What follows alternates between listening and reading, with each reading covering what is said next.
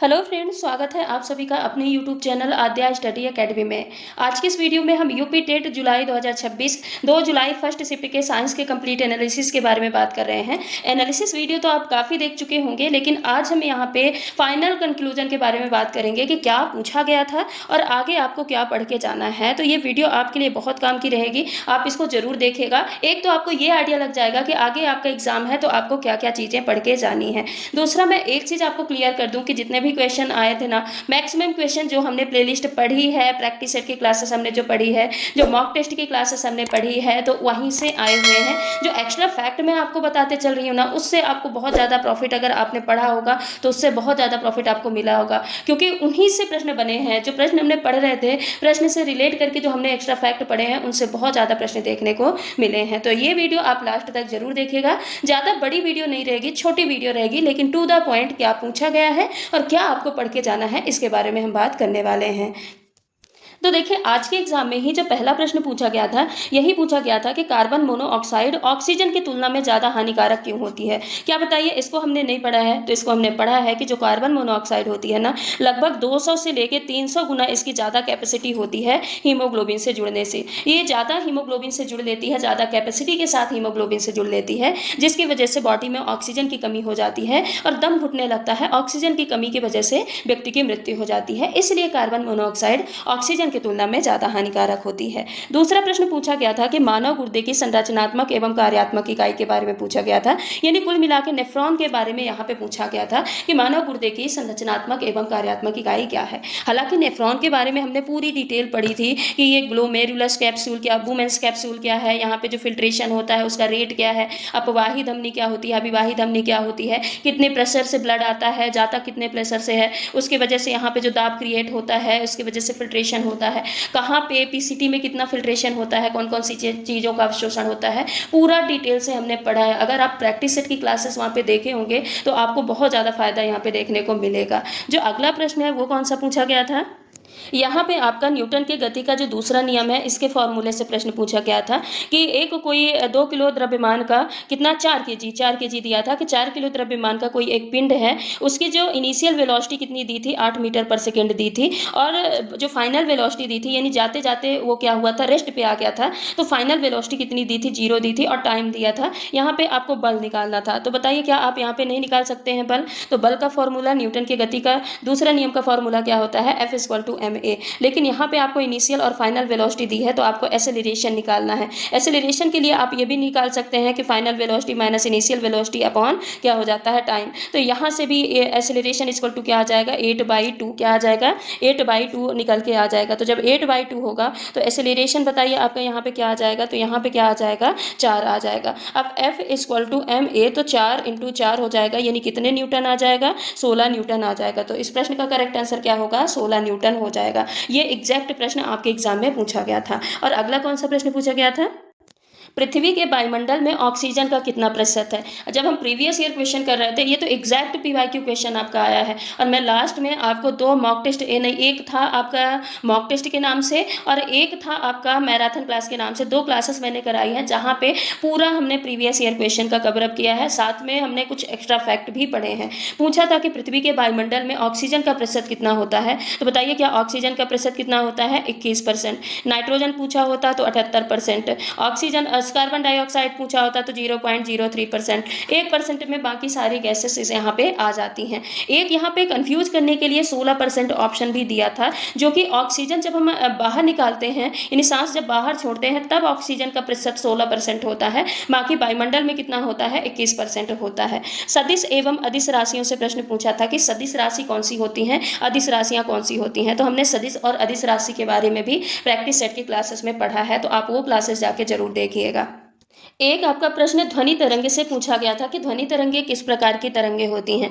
ठीक है, तो बताइए ध्वनि तरंगे किस प्रकार की तरंगे होती हैं, अनुप्रस्थ होती हैं कि अनुदैर्घ्य होती हैं। तो इसको भी हमने पढ़ा था कि ध्वनि तरंगे किस प्रकार की तरंगे होती हैं, अनुदैर्घ्य तरंगे होती हैं, यानी जो लॉन्गिट्यूडिनल वेव होते हैं वो कौन सी तरंगे होती हैं, ध्वनि तरंगे होती हैं। मैंने आपको ये भी बताया था कि अनुदैर्घ्य तरंगे क्यों होती हैं, इनमें कौन सा ऐसा गुण पाया जाता है, ये संपीडन विरलन का जो गुण पाया जाता है, इसकी वजह से इनको अनुदैर्घ्य तरंगे कहा जाता है। ये भी मैंने आपको बताया था। साथ ही जो ध्वनि तरंगे होती हैं, इसमें अपश्रव्य तरंगे कौन सी होती हैं, पराश्रव्य तरंगे कौन सी होती हैं, श्रव्य तरंगे कौन सी होती हैं, इनकी रेंज कितनी होती है, टोटल हमने प्रैक्टिस सेट की क्लासेस में ये चीज़ें पढ़ चुके हैं। और उसके अलावा भी इनकी जो वैल्यू होती है, निर्बाध में कितनी होती है ध्वनि तरंगे, ये भी इनकी स्पीड कितनी होती है, गति कितनी होती है, इसके बारे में भी हमने पढ़ा था। और जो ध्वनि तरंगे होती हैं, इनकी गति सबसे ज़्यादा कहाँ पे होती है, सॉलिड में होती है, फिर उससे कम कहाँ पे होती है, लिक्विड में होती है, और सबसे कम ध्वनि तरंगों की गति किस में होती है, गैसेस में होती है। निर्वात में ध्वनि तरंगे गति नहीं कर सकती हैं, ये आपको ध्यान में रखना है।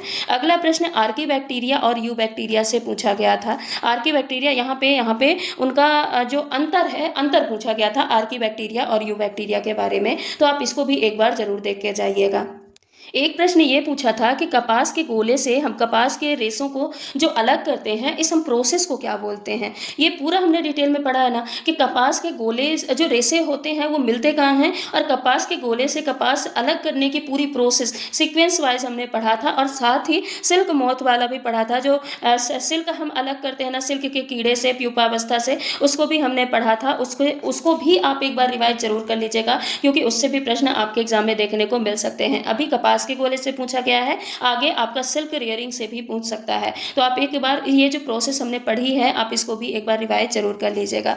दूसरा आपका पूछा था थर्मोसेटिंग प्लास्टिक से। यहाँ पे आपको थर्मोसेटिंग प्लास्टिक से पूछा गया था, लेकिन यहाँ पे हमने थर्मोप्लास्टिक भी पढ़ा था।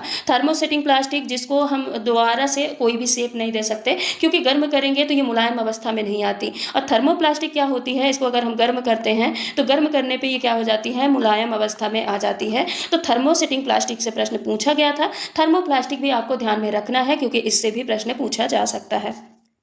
एक आपका लिटमस पेपर से प्रश्न बना था कि लिटमस पेपर एक तो बनता किससे है, ये आपको ध्यान रखना है। दूसरा, लिटमस पेपर का काम क्या होता है, तो ये अम्ल और क्षार की पहचान करने के लिए लिटमस पेपर का उपयोग किया जाता है। यानी कुल मिला के एसिड और बेस वाला जो टॉपिक है, अम्ल और क्षार वाला जो टॉपिक है, इससे प्रश्न आ रहे हैं एसिड बेस वाले टॉपिक से। तो किसमें कौन सी एसिड प्रेजेंट होती है, आप इसको भी एक बार ध्यान में रख के जाइएगा, जो कि हमने डिटेल में भी पढ़ा है। तो एक बार आप ध्यान में रखेंगे, क्योंकि अभी लिटमस पेपर से प्रश्न आया है, आगे जाके आपके किस में कौन से जानवर में या कौन से खाद्य पदार्थ में कौन सी एसिड प्रेजेंट होती है, इससे भी प्रश्न जरूर बनेंगे। ठीक है, बाकी आज के इस आज का जो पेपर हुआ है, वहां पे लिटमस पेपर से प्रश्न बने थे कि अम्ल और क्षार के लिए कौन से, मतलब अम्ल क्षार की पहचान के लिए किसका उपयोग किया जाता है, लिटमस पेपर का उपयोग किया जाता है। चुंबकीय विषुवत रेखा पर नमन कोण कितना होता है, ये एक आपका प्रश्न बना था, तो कितना होता है, 0 डिग्री होता है। एक ये प्रश्न हमने प्रीवियस ईयर क्वेश्चन की जब क्लास की थी, तब हमने पढ़ा था कि अगर काइनेटिक एनर्जी में 0.1% का चेंजेस हम करते हैं, तो संवेग में कितने परसेंट का चेंजेस होगा, ये हमने प्रीवियस ईयर क्वेश्चन में पूछा था, जो पढ़ा था। जो काइनेटिक एनर्जी और संवेग के रिलेशन वाला जो फॉर्मूला बनता है, उस फॉर्मूले से हमने इसका आंसर निकाला था कि K=P²/2m। अब क्योंकि यहाँ पे द्रव्यमान का कोई जिक्र नहीं था, इसलिए हमने द्रव्यमान को हटा के K जो डायरेक्टली प्रोपोर्शनल होता है काइनेटिक एनर्जी संवेग के स्क्वायर के, इस रिलेशन से हमने इस प्रश्न का आंसर निकाला था। इसी से मिलता जुलता, एग्जैक्ट इसी से मिलता जुलता प्रश्न आया था कि अगर किसी की गोले की त्रिज्या में हम क्या करते हैं, 2% की वृद्धि करते हैं, कितना, 2% की त्रुटि होती है, वृद्धि होती है, ये कमी होती है, तो उसके परिकलित आयतन में प्रतिशत त्रुटि क्या होगी, ये यहाँ पे पूछा है। कुल मिला के आयतन और त्रिज्या का जो रिलेशन है, ये पूछा गया था। तो भी डायरेक्टली प्रोपोर्शनल होता है r³ के, तो यहाँ पे हम क्या कर देंगे, क्योंकि परिवर्तन पूछा है, तो डेल्टा V/V कर देंगे, और ये क्यूब यहाँ पे निकल के आ जाएगा, और r में त्रिज्या में कितना चेंजेस हो रहे हैं, तो डेल्टा R/R कर देंगे। अब क्योंकि डेल्टा R/R यहाँ पे कितना दिया है, 2%, क्योंकि त्रिज्या में कितने परसेंट की त्रुटि हो रही है, 2% की त्रुटि हो रही है, तो यहाँ पे डेल्टा V/V निकल के कितना आ जाएगा, 3 × 2 यानी 6% निकल के आ जाएगा। एक आपका संरक्षी एवं असंरक्षी बल से प्रश्न पूछा गया था कि संरक्षी बल क्या होते हैं, असंरक्षी बल क्या होते हैं, उनके मान में क्या बदलाव देखने को मिलता है। तो आप ये भी टॉपिक एक बार जरूर देख के जाइएगा। यानी जो बल वाला टॉपिक है ना, आप एक बार क्विक रिवीजन उसका जरूर कर लीजिएगा कि संरक्षी बल और असंरक्षी बल क्या होते हैं। इसमें पूछा एग्जैक्ट ये गया था कि असंरक्षी बलों की अनुपस्थित में किसी विलगत निकाय की कुल यांत्रिक ऊर्जा क्या होती है। तो यहाँ पे आपको पता है कि जो असंरक्षी बल होता है, यहाँ पे अगर आइसोलेटेड सिस्टम फॉर्म में पूछा है, तो जो इनकी कुल ऊर्जा होती है वो क्या रहती है, सदैव नियत रहती है। क्या होती है, सदैव नियत रहती है। ठीक है। और एक अगला प्रश्न ये पूछा गया था कि सोडियम धातु को मिट्टी के तेल में क्यों रखा जाता है। तो बताइए, क्या आपको ये नहीं पता है कि सोडियम धातु को मिट्टी के तेल में क्यों रखा जाता है। तो बहुत सारे एलिमेंट होते हैं ऐसे जो कि हाईली रिएक्टिव एलिमेंट होते हैं। कौन कौन से, जैसे पोटेशियम है, सोडियम है, लिथियम है। तो इनको केरोसिन में रखा जाता है, इसलिए मिट्टी के तेल में रखा जाता है क्योंकि हवा और नमी के साथ ज़्यादा रिएक्ट कर लेते हैं और प्रतिक्रिया करके सोडियम जो धातु है वो जलने लगती है। इसीलिए इनको ये हवा से और नमी से रिएक्ट ना कर सके, इसीलिए इनको मिट्टी के तेल में या केरोसिन में रखा जाता है। एक आपका कूलॉम्स लॉ से प्रश्न पूछा गया था। तो कूलॉम्स लॉ सीधे तौर पे ये कहता है कि जो बल होता है वो दोनों आवेशों के गुणनफल के, अब जो आवेश होते हैं ये आकर्षित प्रकृति के हो सकते हैं, प्रतिकर्षित प्रकृति के हो सकते हैं। तो आवेशों के गुणनफल के समानुपाती और इनके बीच की जो दूरी होती है इनके व्युत्क्रमानुपाती, इसके स्क्वायर के व्युत्क्रमानुपाती होता है। और इसी फॉर्मूले से स्टेटमेंट दिया था, इसी से प्रश्न पूछा गया था। और एक प्रश्न ये पूछा गया था कि अगर हम मल को, उर्वरक को, औद्योगिक अपशिष्ट को अगर हम नदी में छोड़ते हैं तो इससे कौन सा प्रदूषण होगा। तो अगर हम किसी नदी में छोड़ते हैं अपशिष्ट पदार्थों को तो इससे कौन सा प्रदूषण होगा, जल प्रदूषण होगा। एक आपका द्विबीजपत्री के से संबंधित प्रश्न था कि द्विबीजपत्री तनों में संवहनी मंडल खुला क्यों कहा जाता है। जो द्विबीजपत्री के तनों में जो संवहनी मंडल होता है उसको खुला क्यों कहा जाता है। तो खुला इसलिए कहा जाता है क्योंकि जाइलम और फ्लोएम के बीच में जो कैम्बियम होता है द्वितीयक वृद्धि को संभव बनाता है, इसलिए द्विबीजपत्री के तनों में संवहनी मंडल को खुला कहा जाता है। तो ये कुछ प्रश्न थे जो कि आपके एग्जाम में पूछे गए थे। साथ ही मैंने आपको ये बताया है कि हाँ, इसके साथ आपको कौन कौन सी चीज़ें पढ़ के जाना है। जैसे आपको बल वाला टॉपिक एक बार रिवाइज करके जाना है कि संरक्षीय और असंरक्षी बल क्या होते हैं। एसिड और बेस आपको पढ़ के जाना है। साथ ही ये देखिए उत्सर्जन तंत्र से प्रश्न पूछा गया है और ये तो हम कई बार पढ़ चुके हैं। कार्बन मोनोऑक्साइड और ऑक्सीजन से रिलेशन की क्यों ज़्यादा खतरनाक होता है। न्यूटन की गति के नियम आपको पढ़ के जाना है, हालांकि इससे प्रश्न भी हमने बहुत किए हैं न्यूटन की गति के नियम से। ठीक है, तो आप गति वाला टॉपिक भी एक बार रिवीजन जरूर कर लीजिएगा, देख जरूर लीजिएगा, खासकर जो न्यूटन की गति के नियम है। सदिश और अदिश राशि से प्रश्न पूछे जा रहे हैं तो आप इसको भी पढ़ लीजिएगा।